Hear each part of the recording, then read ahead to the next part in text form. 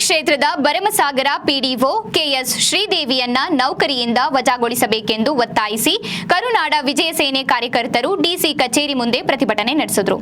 ಪ್ರವಾಸಿ ಮಂದಿರದಿಂದ ಡಿಸಿ ಕಚೇರಿವರೆಗೆ ಮೆರವಣಿಗೆ ನಡೆಸಿ ಘೋಷಣೆಗಳನ್ನು ಕೂಗಿದ್ರು. ಕೆಎಸ್ ಶ್ರೀದೇವಿ ಪಂಚಾಯಿತಿ ಹಣ ದುರುಪಯೋಗ ಪಡಿಸಿಕೊಂಡಿದ್ದಾರೆ, ಈ ಸ್ವತ್ತು ಹಣ ಹೊಡೆದಿದ್ದಾರೆ, ಅವರನ್ನ ವಜಾ ಮಾಡಬೇಕೆಂದು ಒತ್ತಾಯಿಸಿದರು. ಜಿಲ್ಲಾ ಪಂಚಾಯಿತಿ ಕಚೇರಿಯಿಂದ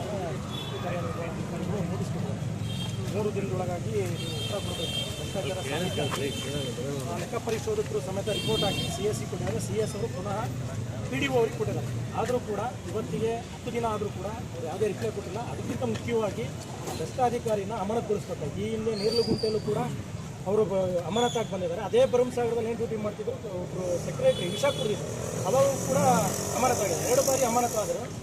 ಇಲ್ಲಿವರೆಗೂ ಕೂಡ ಅದು ಎನ್ಕ್ವೈರಿಲೇ ಇದೆ. ಆದರೂ ಕೂಡ ಮತ್ತೊಮ್ಮೆ ಭ್ರಷ್ಟಾಚಾರ ಸಾಬೀತಾಗಿರ್ತಕ್ಕಂಥ ದಾಖಲೆ ಸರ್ಕಾರದ ದಾಖಲೆ ಇದೆ ಸರ್.